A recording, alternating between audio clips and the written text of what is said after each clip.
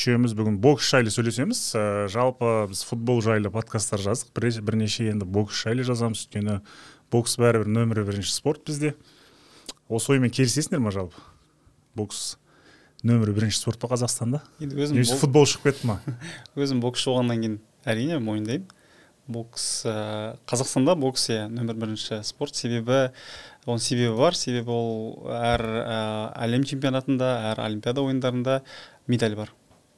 Медаль алып келеді, және де оған қоса көптеген биік белестерді бағындырған ағаларымыз бар. 2 кубок Вэл Баркер, 3 бар, кешірім 3 Вэл Баркер кубогы, қаншама олимпиада ойындарының алтын медальдары, күміс пен қолалар санамаған кезде. Сол себепті бұның өзі бір нәтиже деп ойлаймын. Әрине, оған ешқандай меніңше дау жоқ шығар. Кеше күрестен бірінші чемпион шықты, еркін күрестен. Бірінші чемпион шықты 30 жылда тәуелсіздік. 32 жылда, иә. Сонда бокстан чемпион болса қатты еленбейді ғой, уже ол кәдімгі не да? Қалыпты жағдай әлем чемпионатында кем бір алтын жүлде болу керек деген сияқты. Соңғы әлем біріншілігіндегі қалай жігіттердің жетістігін қалай бағалайсың? Көрдің ба? Иә, қарадым, бақылап отырдық. Енді бүкіл Қазақстан қараған шығар. Онымен қоса көрші мемлекетте болды. Қаншама біздің жаңағы жанкүйерлеріміз өздері барып, жаңағындай жанкүйер болды сол жақта. Сол себепті оны көрмегендер жоқ шығар деп ойлаймын. Себебі өте қатты жаңағындай эффектісі қатты болды ғой, көрші мемлекетте болғаннан кейін. Енді оған қоса жігіттеріміз де жарады. 4 алтын деген ол. Сен күттің ба негізі 4 алтын алады деп сол кезде? Өз басым күтпедім жоқ. Мен ойладым, ары кеткенде 2 алтын деп ойладым. Мен де сөйтіп ойладым, өйткені 2013 жылы бізде өтті ғой Алматыда. Сол кезде мен көргенімде кәдімгі өзбектердің жылап жүрген, сондықтан да ай есе қайтарады-ау деп ойлаған едім.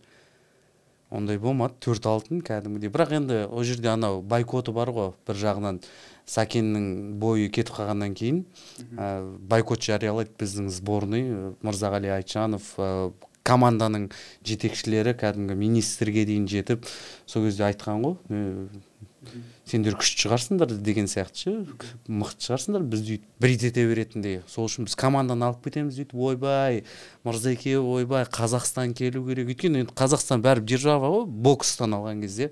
Сол үшін сондай ары қарай қиянат болған жоқ та. Рас, Сәкеннің негізі жекпе-жегі бұл жерде бір үлкен бір фактор болды деп ойлаймын менде. Себебі егер команданы шешіп алып кеткен кезде, жаңағындай апелляция беріп, команда ары қарай боксаспайды деп алып кеткен кезде үлкен дау болар еді. Неге десеңіз, себебі бұл әлем чемпионатына онымен қоса қаншама мемлекеттер келмеді, өздеріңіз білесіздер. Украина бар, ақш, Англия деген. Шотландиядан бір-ақ боксер келді. Сол жаңа үлкен державалар келмеді ғой бокстан, соның өзі үлкен фактор. Сол себепті мүмкін өздері де қорыққан болар. Келген кезде құрамда ауысып кетті ғой. 2000 Белградтағы әлем біріншілігімен салыстырғанда құрам өзгерді кішкене бұл жолы. Белградта өзің болдың. Өзгерді, иә. Негізі естідің ғой сыйақын, иә, берілген. Әлем чемпионатында ма? Иә, оны алдын ала айтылды ғой. Көрдіңіз ба кетіп қалғанын? Жоқ, ол бұйырған нәрсе ғой, жаңағындай. Жоқ, енді осы жол сен барғанда меніңше алатын ең, өйткені оның алдында сенде 3 қола болды ғой. Иә. Оның үстіне қатарынан әлем біріншілігінде. Иә, қатарынан. Тұрақты тұрдың ғой енді өзің салмақ дәрежеңде. Осы жолы сол арманды орындап барып кету керек пе мүмкін? Әлем чемпионы болып. Енді бұл жерде олай айтуға болмайды деп ойлаймын. Бару керек еді, ету керек еді, ол бос әңгіме деп ойлаймын. Өйткені баратын кезде бардым, бұйырғанын алдым. Бұл жерде басқа жігіттер барды, өздерінікін алды. Бұл әлем чемпионатына барып бірінші жекпе-жек өтіп қалуым да мүмкін еді ғой мен, мысалы дегендей. Ол жағынан өкініш жоқ, Аллаға шүкір. Жігіттер керісінше ерледі, жаңа есімдер шықты, жаңа боксшылар шықты. Сол себепті өкініш жоқ ол жағынан. Ешқандай өкініш жоқ. Ол жағынан ешқандай өкініш жоқ. Бәрібір жас едің ғой дегенім ғой. Осы кәсіпқойға ауысуға не түрткі болды? Негізі сен салмағыңда былай қараймыз ғой енді. Бәсекелестік сонша керемет емес та қазір. Енді білмеймін, ұрып алуың да мүмкін, жеңіліп қалуың да мүмкін, бірақ кәсіпқой боксқа не үшін ауысып кеттің? Түсінбей қалдық соны. Былай жаңағындай олимпиададан кейін келіп жан-жағымызға қарадық, енді 2 олимпиада ойындарын өттік дегендей. Қазір 3-ші цикл басталып жатыр. екі ой болды. Мысалы келесі олимпиадаға да үш-ақ жыл қалды дегендей. Онымен қоса салмақтар да өзгеріп жатты, кішкене түсініспеншілік болып жатты. Негізі бұрыннан өзім ішімде жүрген арман еді да. Өйткені өзімнің ағаларымды білемін, бокста жаңағы әуесқой бокста боксасқан, биік белестерді бағындырған. Қазіргі күні көкелерінде бір өкініш бар да, неге осы кәсіпқой боксты көрмедім деген. Сол кісілердің сондайларын көріп, өзіме бір ой түйдім да. Солай ма екен? Кәсіпқой бокста көру керек екен ғой ертең күні іште жаңағындай өкініш болмайтындай. Жаста кеп тұрды, 25-те болдым. Өзім ойладым, мені нағыз жас ауысуға болады дегендей. Онымен қоса жаңағы сіз дұрыс айтасыз, жаңағыдай мен кеткеннен кейін әуесқой бокс мүлде өзгеріп кетті. Қай жағынан? пиар жағынан, гонорар жағынан өзгерді расымен, иә. Ал мен жаңағындай кәсіпқой боксқа ауысқан кезде менің ойым мынандай болды. Әуесқой бокстан әлем чемпионатына барасың, ұтасың, сені бір шама адамдар біледі, мысалы, иә. Жаңағыдай танымалдылығың артады. Қазақстанда артады, иә. Әлемде бокс сүйер қауым білетін шығар. Ал кәсіпқой бокста ол деген несі танымалдылығы керемет енді, мысалы. Одан жоғары, иә? Иә, әрине. Мысалы, Головкинді сұрасаңыз, мысалы, қай елге барсаңыз да бәрі біледі да, мысалы. Головкин туралы бастама. Иә, спорт сүйер қауым бәрі біледі. Тек боксерлар ғана емес, бүкіл біледі дегендей. Ал әлем чемпионын барып сұрасаңыз, мысалы, біреу білер, біреу білмейді дегендей, сондай ауқымы көбірек та. Мысалы, сенде үш қола бар, бірақ сені қазір Америкада кәсіпқой боксшы деп көбірек таниды деп тұрсың ғой. Иә. Жаңа пиар туралы бастадық қой, осы кезде мынандай сұрақ қойғым келеді да. Жігіттер сөз жоқ, әлем чемпионы болып келді, оған ешқандай әңгіме жоқ. Басында қарапайым болып жүрді. Мен барлығына күйе жағып жатқан жоқпын. Әлем чемпионы болып келді де өзгеріп кете салды. Кәдімгідей шынымен. Жоқ, ол былай ғой, неге біздің балдар көтере алмай қалады, сол бір даңқты, атақты. Енді ол өздеріне білінбейтін шығар, бірақ сыртқа, мысалы, қатты білінеді ол. Осыларға енді сен де бір енді жасың 30-дан асып кеткен жоқ, ақыл беретін жаста емессің, түсіндік. Бірақ енді сен сол жерде болдың, көрдің, 3 рет әлем біріншілігіне қатыстың, жүлдегерлер қатарында болдың әрқашан. Дегенмен қазіргі мысалға, иә, танымалдылық артып кетті. Маркетинг керемет болды деп жатсың. Ол анық енді. Бірақ та келгеннен кейін тіпті Қазақстан біріншілігін жеңген боксшының өзі көтере алмай қалады негізі көп жағдайда. Соларға айтшы бір кеңес. Сосын мынандай нәрсе бар да, енді боксерлар көбінесе мынандай ғой. Жоқ, шынымен айтшы кеңес соларға. Оқу жаттығу жиынында жүреді, білесің ғой, енді өзің де жақсы білесің, біз де білеміз. Алматыда, тауда жүреді көбінесе. Қоғаммен көп байланыс болмайды да ол кезде. Жатады енді демалыс кезінде әлеуметтік желісін қарайды, адамдар жазады ғой оған. Ой, сен былай күшті жеңдің, соған қарайды да, боксерлар өз-өзін қатты бір жұлдыз санап қалатын секілді да. Былай көпшілік ортаға шыққан кезде жүре алмай қалады да, кәдімгідей. Қазақ елінің батыры деген видеолар болады, домбыраның үнімен керемет қылып жібереді енді оны. Соған қалай қарайсың? Бірақ олар ертең ұтылады ғой, түптің түбінде бәрібір. Сол кезде ауыр болады ау негізі. Енді бұл жерде айтып өте қиын, білмеймін енді. Өз басымнан ондай өтті деп айта алмаймын. Бапкерлерге көп нәрсе байланысты ғой негізі. Өзінің жігіттердің жеке бапкерлері тоқтататын кезде өздері тоқтата білу керек қой. Мысалға келтіретін болсам, енді айтуға бола ма, болмай ма, оны білмеймін енді. Айтуға болады. Өзім Серік ағаға қарап өстім ғой, енді Сапиевті айтып отырмын. Бір бокс мектебінен біз жаңағы оның тренері Александр Владимирович Стрельников деген бір ұлы тренерлердің бірі деп айта аламын. Өзім де сол кісінің қол астында жаттықтым біраз жылдар. Әлем чемпионатынан келді, қателеспесем 2005 пе, 2007-де ме. Мен енді бастап бокс сол кезде. Бұны мен бірақ өз көзіммен көрмедім. Жаңағыда Серіктің қасындағы жолдастарынан естідім да, бірге айналысып жүрген. Олар жаңағы уақыт өте келе мен жаңағындай нәтиже көрсе бастаған кезде сол оқиғаны айтты да маған. Серік әлем чемпионы болып келді абайға, тренировка бастады, енді біраз уақыттан кейін, демалыстан кейін. Тренер тиіспеді оған дейді да. Жаңағындай 10 күн ба, 1-2 апта ма, жаңағындай баратын жерлеріне барды, алатын сыйақыларын алды, мінетін жылқыларын мінді дегендей. Жаңа тренировкаға бастаған кезде тренировканың басында кеп шақырып алды дейді да, жаңағы тренерлік бөлмеге, жеке өзі және Серікті шақырып алып сұрады дейді да, сен кімсің деп. Ол тұрып айтты дейді да, мен әлем чемпионымын деп айтты дейді да. Шапалақпен бір ұрды дейді да. Есінде сақта, сен ешкім емессің деп. Сол историяны жаңағы оқиғаны айтты да.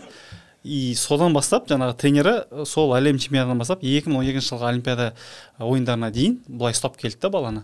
егер тренер ұстай алмаса, оған ешкім ұстай сыртқы алмайды. факторлар көмектеседі деп ойламаймын. Себебі әке шешеміз де біздің қасымызда ондай көп болмайды да. Бізге әрқашан ақыл айтып отыратын аға бапкеріміз 24 сағат біздің қасымызда. Сол себепті егер тренер мықты болса, онда бала да ешқайда ауқымайды деп ойлаймын. Демек онда бізде бапкерлерге шамалы сұрақ бар деген сөз ғой. Мен бұл жерде жеке бапкерлерді айтып отырмын. Иә, сол жеке бапкерлерде. Иә, мүмкін. Тізгінді жіберіп қою мүмкін. Иә, жіберіп қойған болуы мүмкін. Мүмкін. Бірақ бас бапкеріміз Мырзағали Құланұлы ол жағынан өте қатты, мен оны білем. Өйткені жаңағыдай қаншама жыл сол кісінің қол астында жаңағыдай жүрдім. Демалдыратын кезде демалдырады, қатты айтатын кезде қатты айтады, ұратын кезде ұрады. Ол жағынан мықты ол кісі. Негізі бапкер диктатор болу керек па? Ол жағын айта алмаймын, мен бапкер болып көрмедім. Жоқ, бапкерлермен жұмыс істейсің ғой енді. Диктатор болу керек, иә? Ол кісілер негізі психолог болу керек. Өйткені балалар да әртүрлі болады. Мысалы, кейбір жігіттерге ұрыссаң, олар жаңағындай қырсығып істемей қояды да, тастап кетеді. Ал керісінше бір алдап кеп айтсаң, жаңағындай істеп, жаңағындай чемпион болып жатқан жігіттерді көреміз да. Мысалы, жаңағы Марат ағайды айта аламын да, Жакиевті. Ол кісі мен мықты білікті маман ғой. Мықты кісі. Мен ол кісінің негізі тренировка жасағандарын қарап отырамын да. Мысалы, ол Әділбекке ұрыспайтын ешқашанда. Әділбекке ешқашан ұрыспайтын ол. Тыныш кеп, дұрыстап кеп түсіндіріп айтатын да. Ал қалған балаларға да қатты ұстайтын да. Құрдасыңа ше? Құрдасыңа. Бекзат па? Иә. Бекзатқа да ұрысқанын көрмедім мен оны. Жаңағындай, өйткені Бекзат енді андай жігіт қой, қалай айтсам екен, ыстыққанды ғой жаңағындай. Қызуғанды бірден көтеріліп кетеді дегендей. Адай. Иә. Оған ондай не етпейді, ұрыспайды. Бірақ қалған жігіттерге айтатын кезде айтады, қатты айтатын кезде қатты айтады дегендей да. Психологты қаншама жыл істеп жатыр да, мысалы. Сол себепті жаңағындай бір жақты болу керек деп ойламаймын тренерді. Әртүрлі. Психолог болу керек. Қазір ұлттық құрамада психологтар бар екен, жұмыс істейді екен. Иә, біздің кезімізде болды, қазір де бар. Негізі жарыстың алдындағы бір сәт қызық қой негізі бокста. Боксшылар үшін ше, өйткені кейбіреулер жанып жатады жаңағы, ұйқысы дұрыс болмай, немесе сыртқа шығып кетіп, айналып жүріп, ойланып, толғанып.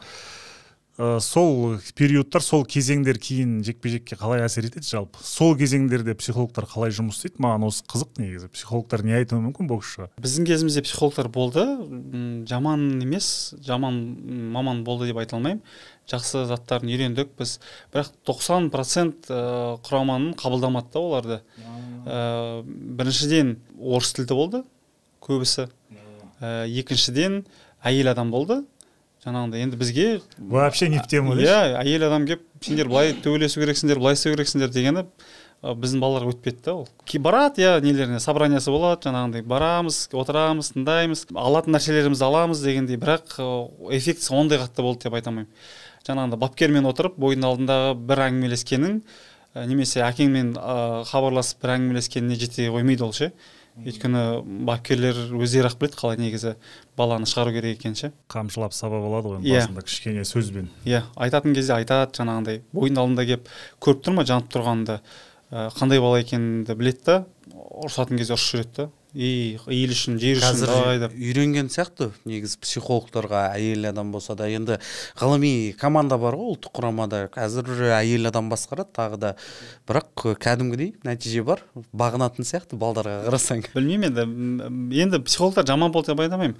Жаңағындай білікті мамандар, мен ол кісілермен өте жақсы қарым-қатынаста болдым. Олардың көп нәрсе үйрендім, көп нәрсе берді маған, жаңағындай әлі күнге дейін қолданып келе жатырмын мен ол нәрселерді, бірақ жаңағындай жалпы алған кезде жаңа құрамада қатты эффектісі болған жоқ. Кімдер еді тыңдамайтын? Енді 90% тыңдамады, енді бәрін айтып отыр. 10 боксшы болса. Абылайхан, сен интеллектуалсың ғой кішкене, оны бапкерлерден білдік, мысалға кітап оқисың, жан-жақты жігітсің ғой, енді көбісі сондай емес, ол түсінікті. Психологты қабылдаудың өзі қиын ғой еркек адамға жалпы. Боксшыларға оның үстіне өте қиын. Алдағы Азия ойындары жайлы сөйлесейікші, ертең басталады. Кімнен карьераңа сосын тоқталамыз. Иә, сосын тоқталамыз. Кәсіпқой бокстағы. Айта алмаймын, біреуі алтын алады, немесе біреуі ұтылады деп бірақ жігіттердің бәрі лицензия алады деп ойлаймын мен осы Азия ойындарында. Бұл болмаса да Бәрі алады деп келесісінде, келесі болмаса Жоқ. ары тағы да, иә? Иә. Осында бәрі алады деп ойлайсың? Осында бәрі алады деп ойлаймын. Енді алмаса біреу ғана ала алмай қалатын шығар, бірақ бәрі алады. Бұл жерде екі ақ лицензия ғой, білесің ғой, иә? Финалға салмақта, иә.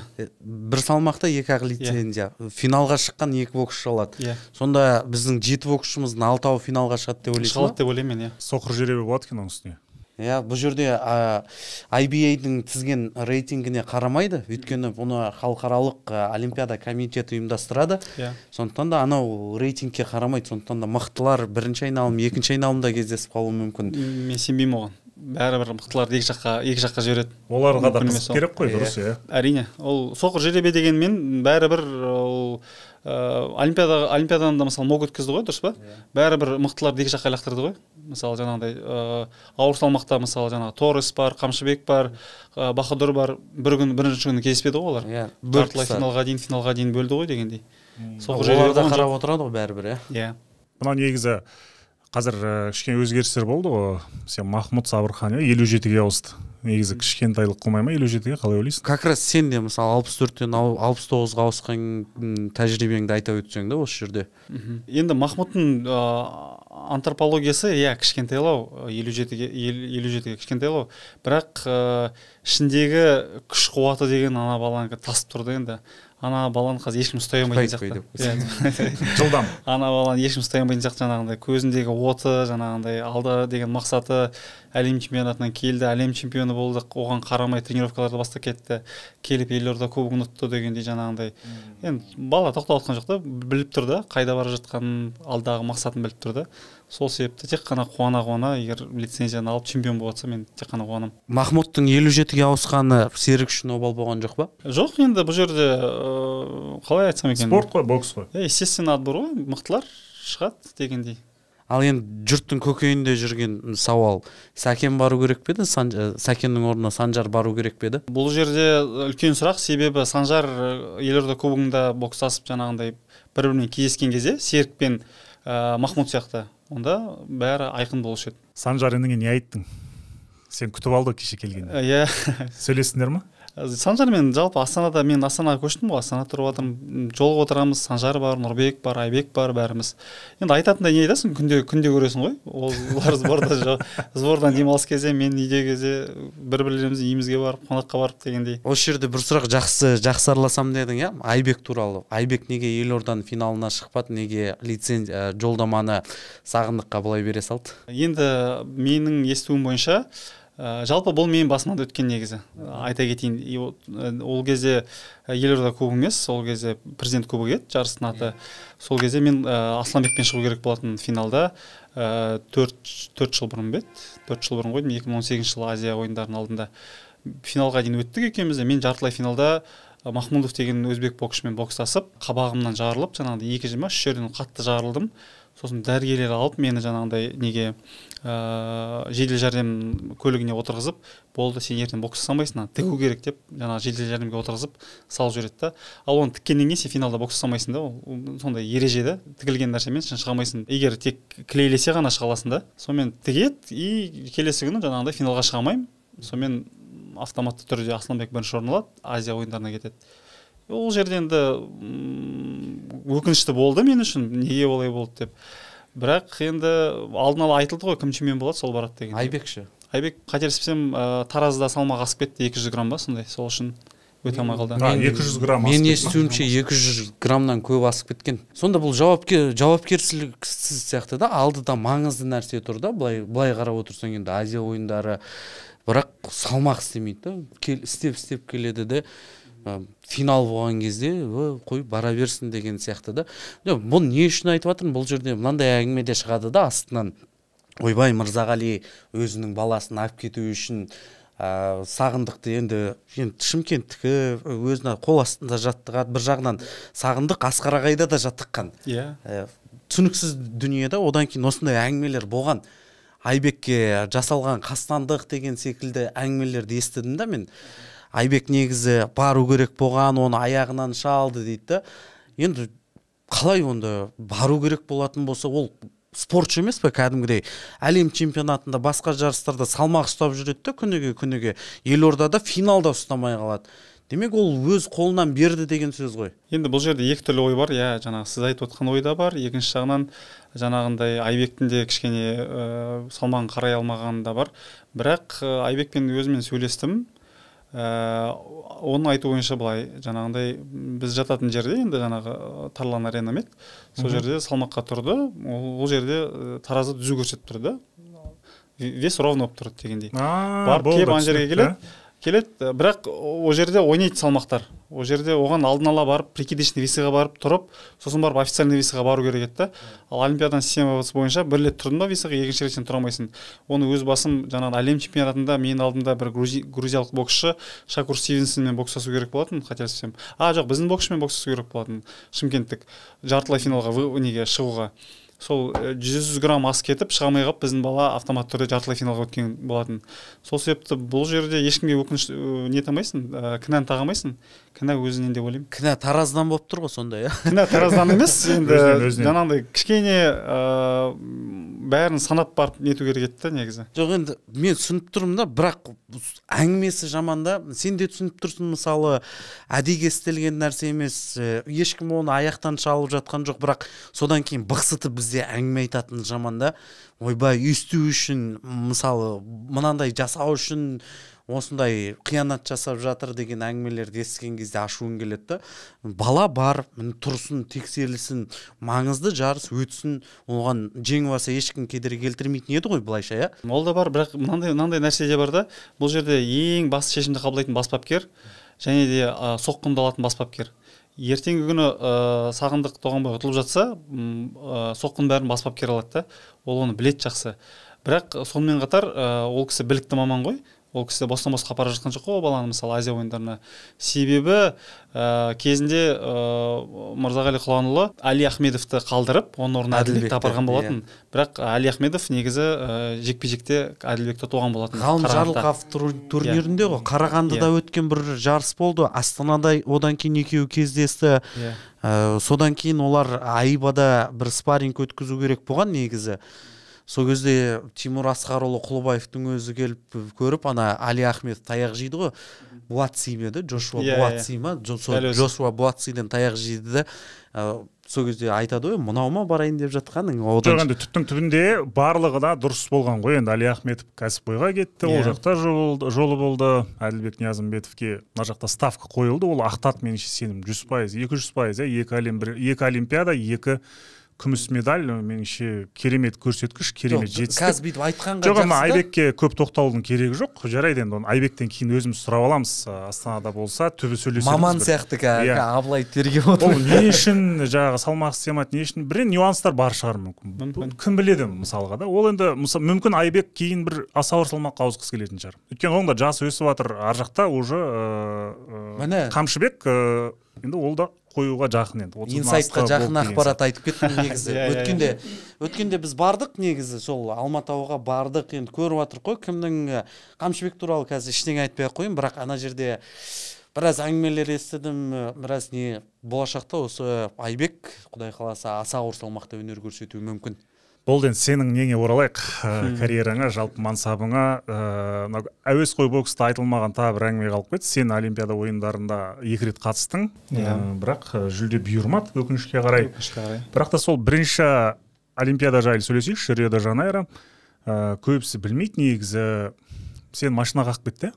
Жоқ, мен Риода жүрген кезіңде мафет қағып кетті ма, мопед? Жоқ, менде ондай жағдай болған жоқ. Менде Олимпиаданың алдында жаңағындай белімнен травма болып, омыртқамнан травма болып, жаңағындай біраз уақыт жатып қалдым мен негізі. Жаңағындай Олимпиаданың алдында неге бардық, Ирландияға бардық, сборға, сол жақта жекпе-жектер өткіздік. Ол жақта ұтылдым, сол омыртқаның кесірінен жаңағындай енді тек қана былай тіке бокс саламын да, егер уклон істесем, уже обратно қайтамаймын да. Жаңағындай жекпе-жектен кейін отырсам тұра алмаймын, тұрсам отыра алмаймын дегенде, жатсам тұра алмаймын, сондай жағдай болып қалды да. Сосын Қарағандыға барып, жақсы білікті мамандарға жаңағындай барып тексертіп, емдеп болам дегенше Олимпиаданың уақыты келіп қалды да. Сонымен Олимпиадаға бардым, вообще дайын емес болдым, рас айтамын. Вообще дайын емес болдым, салмағым да түспей, жаңағындай түсінбей өзім не қалай болып жатыр. жаңағы көбісі айтады ғой жанкет өйтті бүйтті деп, ондай мүлде болған жоқ. Жағы өзі қайдан шыққан? Жағы әңгіме қайдан шыққан? Білмеймін, ол жағы қайдан шыққанын бірінші рет естіп тұрмын. Соны сол жаққа барған журналист жігіт айтады ғой маған. Білмеймін енді. Мен боксермін әрине, бірақ ондай нәрселер есімде қалып еді негізі. Ондай болмады өмірімде, Аллаға шүкір. Солай болды жалпы. Бірінші олимпиада солай өтті. Бірінші жекпе-жек бірден ұтылдым. Екінші олимпиада англиялық Пэт Маккормк ұтылды мен ол кезде Риода. Екінші олимпиада қайтадан бірінші жекпе-жек қайтадан ұтылдым. Енді іште бар әрине, блин, неге олай дегендей, олимпиада, екі олимпиада, бір жеңісін дәмін тата алмай кеттім ғой дегендей. Бар ондай, бірақ енді бұйырғаны деп, жаңағыдай психология жағынан өте ауыр болды расымен де. Бірінші олимпиада жарайды, жас деді, анау деді, мынау деді, екінші олимпиада өте қатты болды негізі. Оның үстіне қара 69 біздің салмақ еді ғой. Бақтияр Артаев, одан кейін кім еді, Бақыт Сәрсекбаев бізге алтын алып келіп, Серік Сәпиев, 69 Данияр Абылайхан Жүсіпов келеді да, 69 қазақтікі болмай қалады. Өкінішке орай. Содан кейін еще ол салмақты алып тастайды еще. Иә. В общем, сол негізі олимпиадада 7 салмақ қана қалды ғой, оның барлығы сол Риодағы былықтардан кейін болды ғой. Ол жағын білмеймін. Риода қалай болды жалпы, Левит ұтылып қалған кезде қалай болды көңіл күй жалпы командада? Өте нашар болды. Финал негізі ұтты ғой, бәріміз көрдік. Иә, енді бәріміз көрдік, куә болдық, енді ешкім ештеңе істей алмады ғой жерде. Енді Васяның да настроениесі болмады. Одан бөлек негізі көбісі көрген сол Василийдің ұтылғаны ғой, негізі шын мәнінде қаншама жігіттер кетті ғой оның басында. Иә, Жәнібектің мысалы жекпе-жек қандай камерамен ұтып тұрған бой, менің ойым ұтты деп ойлаймын оны. Одан бөлек Сәттібаев. Осы жерде айтпақшы, бір сұрақ қойсам бола ма? Кешірім, Жәнібектің. Енді бір командада болдыңдар ғой, сол жекпе-жектің алдында Жәнібек мүлде ұйықтай алмаған деген әңгіме естідім да, сол жекпе-жекке дұрыс дайын шықпаған деп. Қаншалықты рас? Білмеймін, Жәнібек негізі психологиялық тұрғыда өте жаңағыдай мықты жігіт негізі. Ол анау-мынауға қарай бермейтін жігіт қой, жаңағыдай көше болса көше, ринг болса ринг, өз жаңағыдай қалай да, рухты жігіт қой. Білмеймін енді, мен онымен бірге тұрған жоқпын. Берік Абдрахмановтан сұрау керек оны. Берік екеуі бір бөлмеде тұрды. Ақтауға барған кезде сұраймыз онда. Иә, бұйырса сізден сұрау керек. Қазір енді кәсіпқой боксқа ауыстың, Рио олимпиадасынан сөйлестік, жарайды, ол қалды. Бұйырмады енді мүмкін әлем чемпионаты бұйыратын шығар кәсіпқой бокста. Қазір Сүлеймен промоушн. Иә, Сүлеймен промоушнмен істеп жатырмыз қазір. Өте жақсы компания. Сол жаққа баратын жаңағы барлық шығын солар өтейді ғой? Иә, толығымен жаңағыдай ұшу, тұру, витаминизация, экипировка, жаңағыдай не бар тағы. Барлығын ғой. Осы жерде енді промоутерлік компанияңа аз да болса жарнама болсыншы, айтып берші, негізі бұл компанияның құрылуы өте қызық. Мен естігем да, баласы болған, баласы өзі промоутерлік компания ашқысы келіп, кәдімгідей арманы қазақ жігіттерін шығарғысы келген, бірақ бақилық болып кеткен. Соның әкесі жалғастырып жатыр, өзің аузыңнан айтып. Иә, Ибрагим Агдрашев деген кісі ғой, енді Ибрагим ағамыз жаңағы сол кісінің ұлы болған, Сүлеймен деген. Жаңағыда енді бастап келатқан жаңа проект әкеліп деп, мен өзім естігенім бойынша. Жаңағыда боксшыларды шығару, промоушн ашу, жаңағы қазақтың боксшыларын алып, жаңағыдай әлемге таныту дегендей. Жаңағыдай өкінішке орай бақилық болып кетті, бірақ бастаған ісі аяқсыз қалмасын деп, жаңағыдай осы Сүлеймен промоушн компаниясын ашады, промоушнды. Сонда бізде Танат Нұршын деген ағамыз жұмыс жасайды. Қалихан Агдрашев деген жігіт жасайды. Сол екі кісі, мен директор-менеджер ғой, біреуі директор, біреуі менеджер. Одан бөлек өзіміздің тренеріміз бар, Қанат Орақбаев, кезінде мықты боксшы болған, өздеріңіз білесіздер, Қанат Орақбаев, және Әсет Айсын деген Қостанайдың бапкері бар. Екі бапкер, солармен бірге бір командада істеп жатырмыз. Өте жақсы, айтқан сөздерінде тұрып жатыр, жаңағыдай жігіттерге қолдау көрсетіп жатыр. Бұның алдында біздің жігіттер бармаған жерлерге барып жатыр, Канелолармен дегендей, жаңа Кроуфордпен кеше спарринг істедік дегендей, жалпы уровеньді көрсетіп жатыр негізі промоушн. Сол Кроуфордтардың жаңағы лагерінде болу барлығын келісетін сол промоушн ғой? Иә, промоушн. Қалай екен? Ибрагим ағамыз ол жағынан жақсы не беріп жатыр да, поддержка беріп жатыр да, жаңағыдай қолдау көрсетіп жатыр. себебі оның бәрі үлкен шығын ғой негізі. Жаңағыдай Америкаға бір барып келудің өзі қаншама бір лагерьге қанша кетеді бір адамға? Білмеймін рас, бірақ енді билеттің өзі 1 миллион анда, 1 миллион кері қайтатын болсақ, одан бөлек тұруы бар, жаңағыдай үйдің арендасы бар дегендей. Витаминдер бар. Жай үйде тұрмаймыз, үлкен кең үйде тұрамыз дегендей. Жаңа жақсы тамақ жейміз, енді спортшы болғаннан кейін өзімізге пайдалы тамақ жейміз, жақсы қолғаптар киеміз дегендей. Сондай. Жоқ дегенде $20,000 кететін шығар бір кемпке. Мен ойымша кетеді. Одан көп кетпесе, мен ойымша кетеді. Бір кемп деген бір жекпе-жекке дайындық алдына. Бір жекпе-жекке 3 ай уақыт кетеді ғой. 3 айда одан да көп кетеді. 30,000 жарайды. Иә. 30,000-нан сендер бесеуісіңдер, иә? Кроуфордта болдың ғой, иә? Дайындығында осы соңғы жекпе-жегінің алдында. Қалай екен ол? Иә, Кроуфордта болдық. Машина ма? Машина десе машина екен расымен де. Әбілхан екеуміз тұрдық 6 раундтан бірінші күні. Екінші күні 3 раундтан тұрдық. Жақсы, мықты боксшы екен көрініп тұр. Енді бойдың алдындағы жаңа формасын айта алмаймын енді. Бәрін көріп тұр, сезіп тұр жаңағыдай. Енді мен ол кезде салмағым 75 па сондай болды. Ол уже бір аптадан кейін бокстады. Енді салмағын келтірді ғой, мен 70 па сондай болып тұрды да. Әбілхан салмағы 80-дей болды. Енді 10 кило разница бар ғой, бәрібір бізді андай кәдімгі бізбен төбелесіп, жаңағыдай күші аз деп айта алмаймын. Өте мықты боксшы екен. Кімге Спенсқа өте қатты дайындалды енді. Ана формасын көріп мен енді ойладым. Қорқып кеттің ба? Жоқ, қорыққан жоқпын. Несін қорқасың? Ол адам. Жоқ, енді жоқ. Адам ба не бәлен ал деген сияқты қорқыныш. Жоқ, мен сол жаңа спаррингтен кейін түсіндім, ана Кроуфорд тұрады. Мына Кроуфордтың біріншісін шығарады деп. Спенстің. Ой, Спенстің кешірім. Бір терлеп алды ол жекпе-жекте, иә? Бір терлеп алды, болды ғой. Енді ол жекпе-жекте, оның алдыңғы жекпе-жектермен салыстырғанда жеңіл болды деп ойлаймын, Спенспен. Өйткені Шон Портер ме еді, сонымен істеген өзінде қиналып қалып еді ғой. 10-шы раундта, 11-ші раундта қателеспесем құлатты ғой. Шон Портер пенсияға жіберді ғой. Қазақ бокс жайлы ол біле ме екен? Сөйлестіңдер ма? Жоқ, ол жағынан сөйлеспедік, енді біз спарринг істедік. Сендерді қалай бағалады жалпы? Жақсы бағалады. Одан бөлек спаррингтан кейін айтып жатқан болатын, егер де жаңағы жекпе-жектен кейін не болатса, реванш болатса, кіммен Спенспен, онда шақырам тағы да лагерьға деп. Батыр сендерден алдын жасап кетті, иә? Істеп кетті, иә? Спаррингті. Батырды білмеймін, ол Вегасқа келмеді. Жүкенбаев. Батыр. Ол ортада істеді ғой. Бір сұрақ, Кроуфордтың бапкері не болып жатыр? Өткенде Бомак Англияда ұсталып қалды. Естімеппін ол жайында. Естімедің ба? Естімедім. Сен алдағы Юбенкпен кездесуінен кейін ол қазір ұсталып қалды.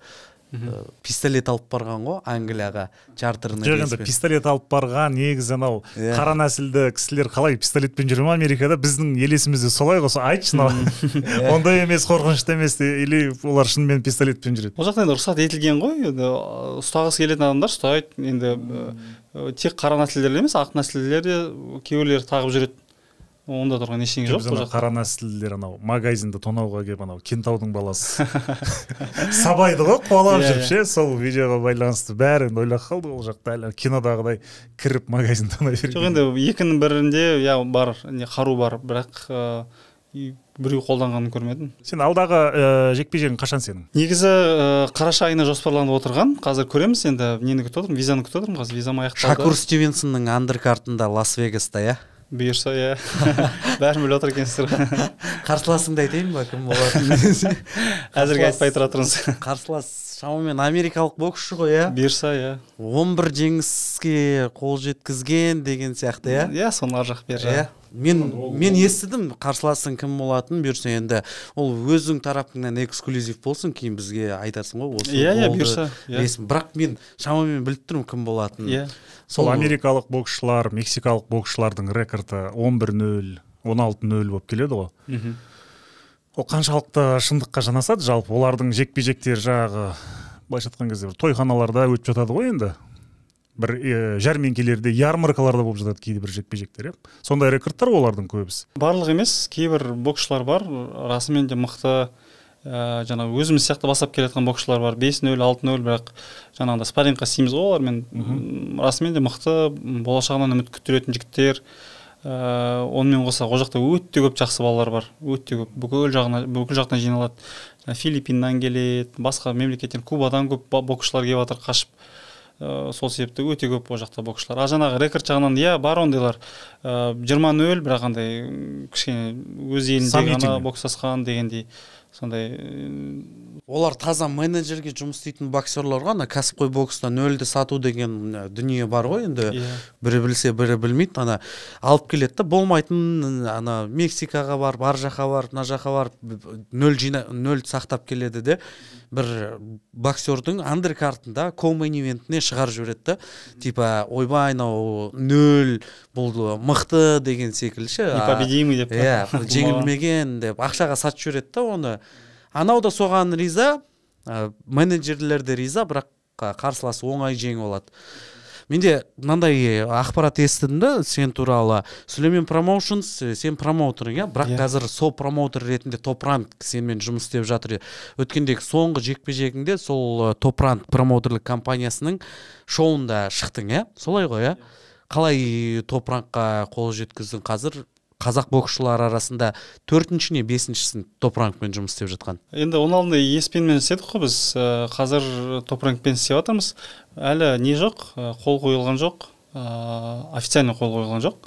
Қол қойылғаннан кейін сіздерге айта аламын да, мен бітті бүгіннен бастап. Бопарымды көрдің бе? Бопарыммен жолықтық бірнеше рет, жеке жолықтық, бір дастарханда отырып әңгімелестік дегендей, жаңа соңғы жекпе-жекке де келді.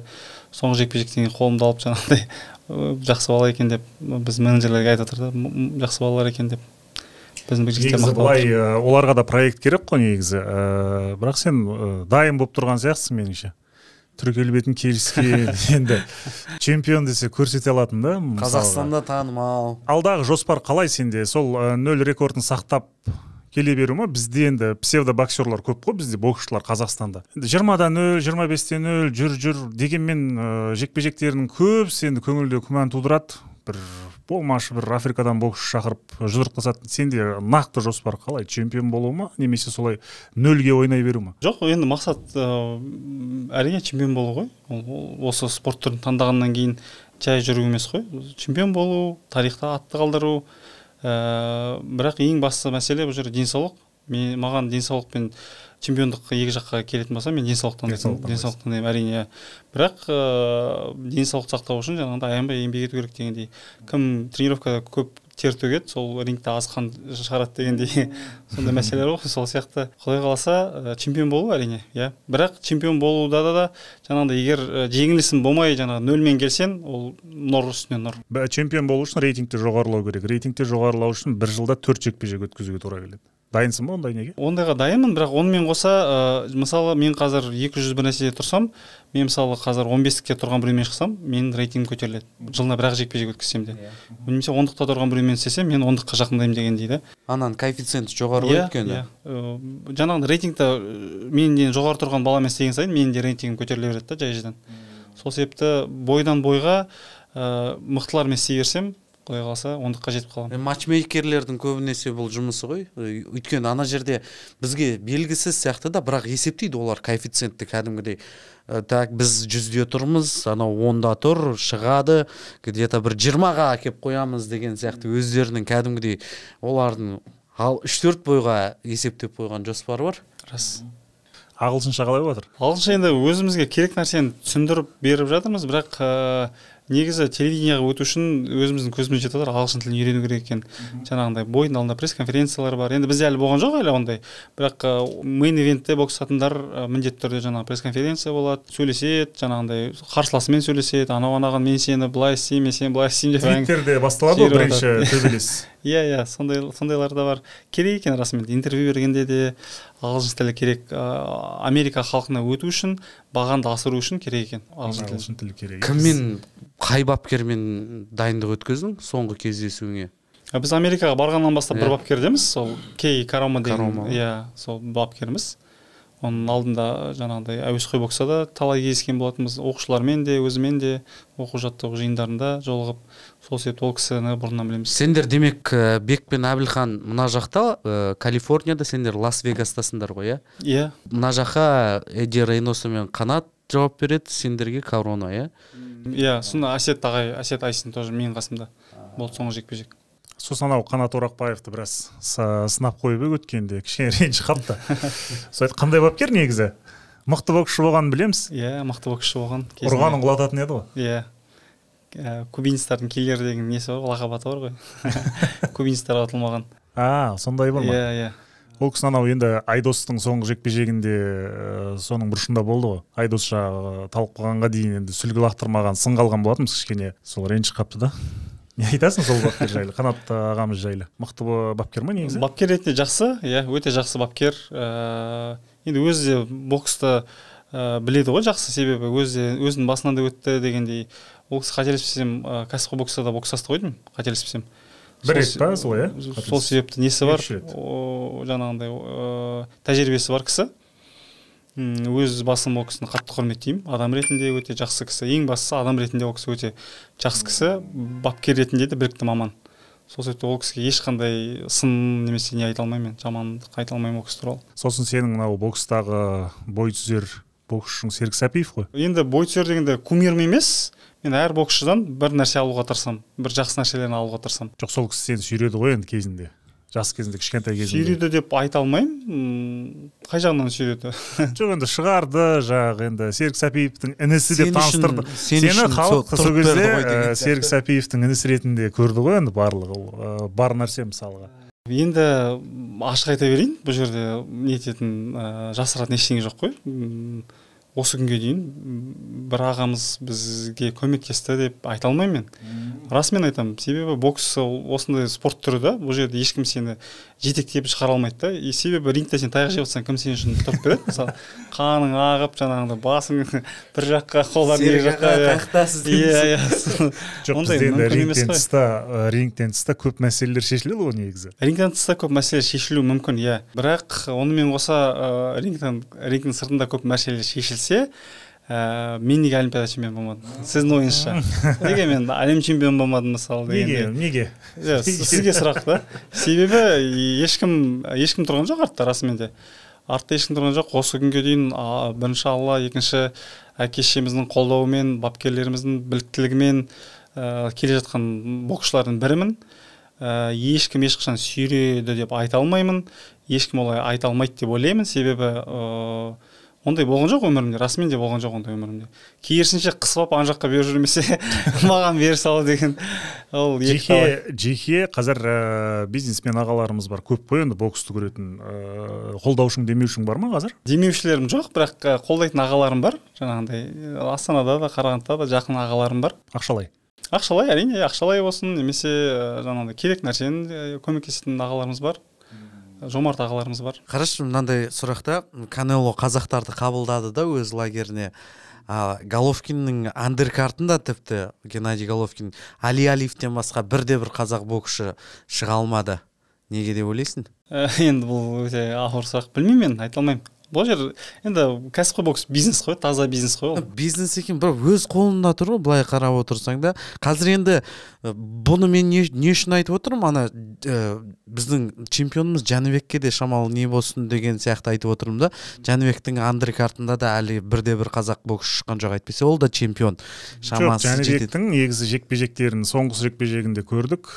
Бір қатты бір сатылым, бір танымалдылығы жоғары емес. Танымалдылығы жоғары болмаса да чемпионский ғой, андеркартына біреуді ашықса деген. Соңғы жекпе-жегінде Жәнібектің жекпе-жегінен көрі одан кейінгі Ломаченконың жекпе-жегінің жарнамасы көп болып кетті да. Тек қана Ломаченконың жарнамасы, жекпе-жектер арасындағы үзіліс кезінде де Ломаченконың жарнамасы, ана жерде Жәнібектер меніңше үшінші планға шығып кетті мүлде мысалға.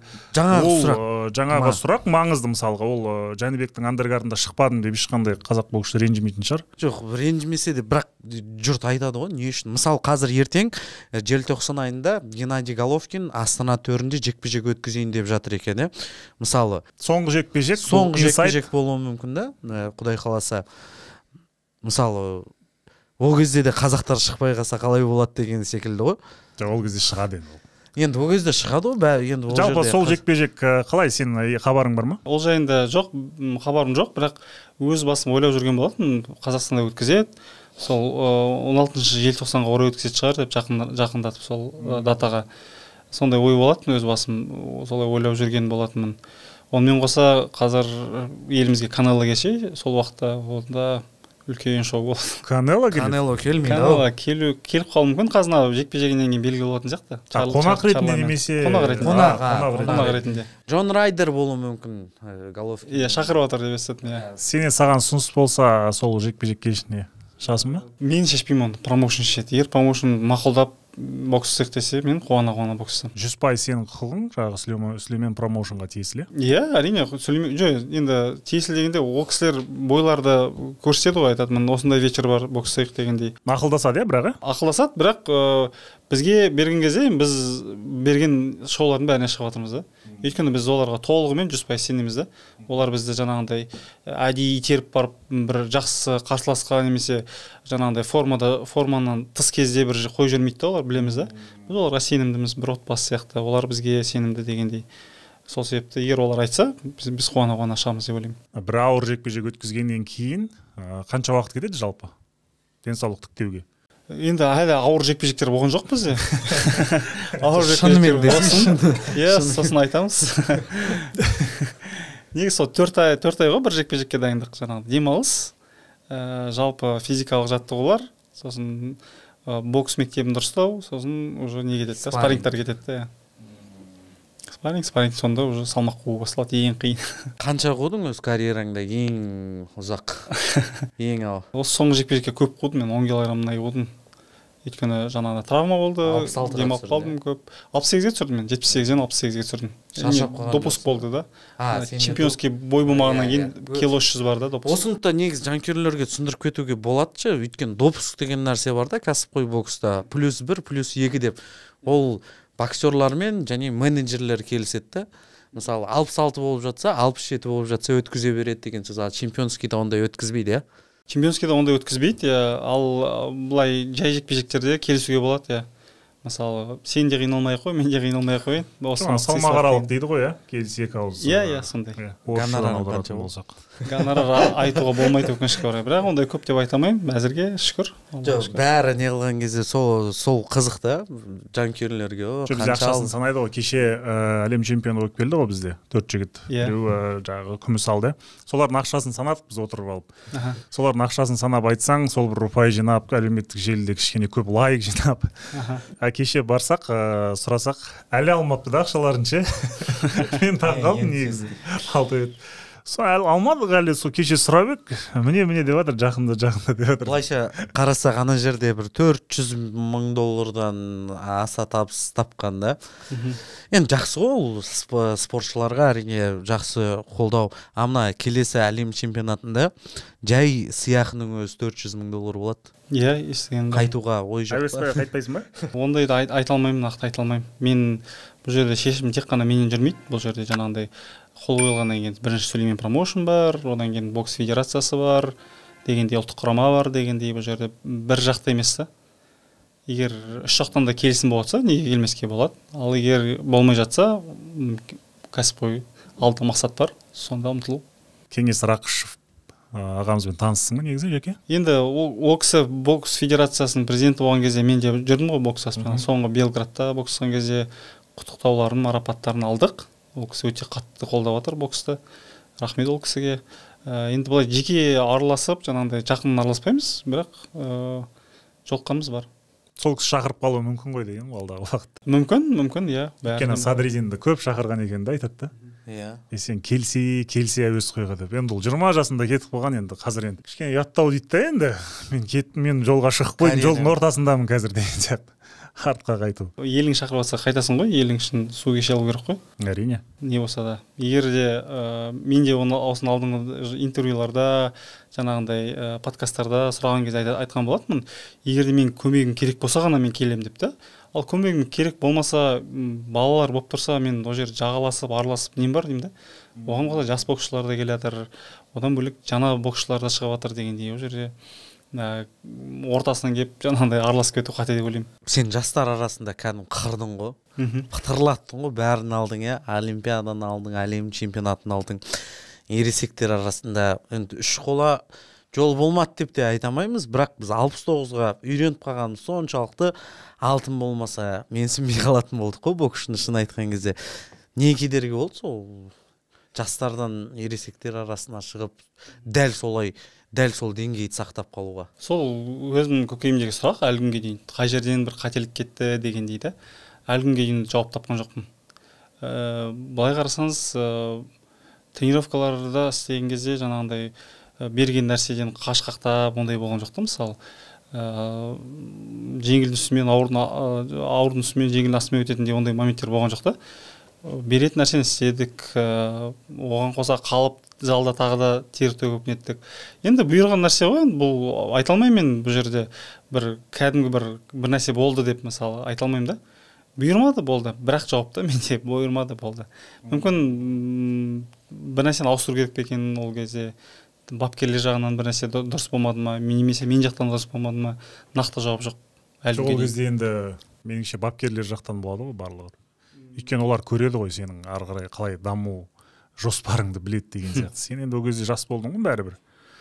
Дегенмен әлі де меніңше үлкен жетістіктер алды деп ойлаймын. 26 жастасың ғой қазір, иә? Менде мынандай әңгіме бар, иә, кешірім сұраймын. Америкаға бардың, о жақта байқап жүрген шығарсың, спортшылардың өздері қолы босса барып білім алып жүреді. Байқадың ба? Байқамадым оған. Байқамадың ба? Мысалы, ол жақта мынандай программа бар да, бізде олимпиадаға келеді ғой спортшылар, ана университет, олар кәдімгідей оқиды да. Мысалы, ол жас байқап отырсың ғой, сенімен немен жарқын сөйлесіп отырмыз, кәдімгі деңгейің көрініп отыр, оқығаның, тоқығаның.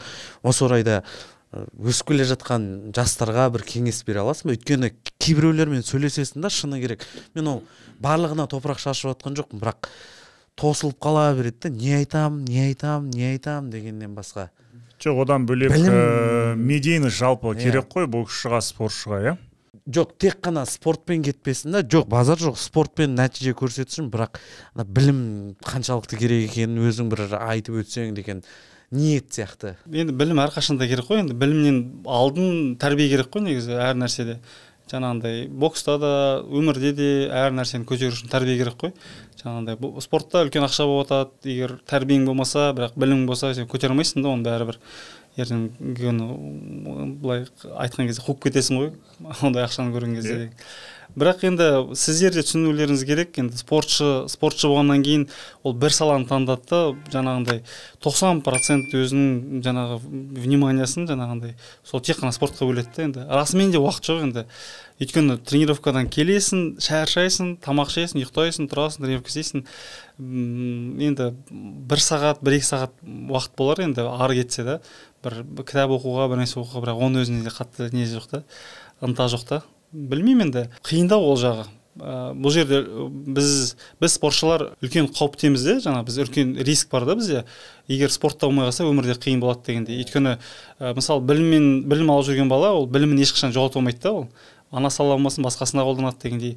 Ал бізде спортшыларды өмір бойы спортқа арнап атады да, бір уақыт травмамен немесе бір нәрсемен кетеді да, немесе допингпен кетеді. Мен айтқым келгені сол ғой. Иә, енді қалып қояды да орта жолда. Енді қиын, екі жақты бірдей алып жүру, өте қиын. Бірдей алмаса да былай алып келсе де. Өте қиын. Бұйырса, Лас-Вегас, T-Mobile Arena, иә. Шакур Стивенсонның андеркартында көреміз. Бұйырса. Сол ой ғой, ең басты кешті бокстасам екен деп. Тезірек. Сенің артыңнан андеркартқа келсе екен деп па? Иә, бұйырса. Енді жаңағы Ген ағамызды айтып отырмыз ғой, бокстаспады ешкім картында деп. Енді ондай әңгімелер көп жүреді, енді боксшылар арасында өтірік емес, рас. Бұл жерде жауып тастап айта алмаймын да, ол андай, мындай деп. Көп боксшылар ренжиді енді оған. Бірақ бір нәрсе бар да, Геннадий Геннадьевич ол кәсіпқой боксқа бізге жол ашып берген кісілердің бірі. Онымен келісемін. Жаңағында бізге жол сап берді, сол жолмен келе жатырмыз да, негізі. Трасса салып берді ғой. Трасса салып берді. Жоқ, ол жақта шынымен автобан дейсіз ғой, шығасыз.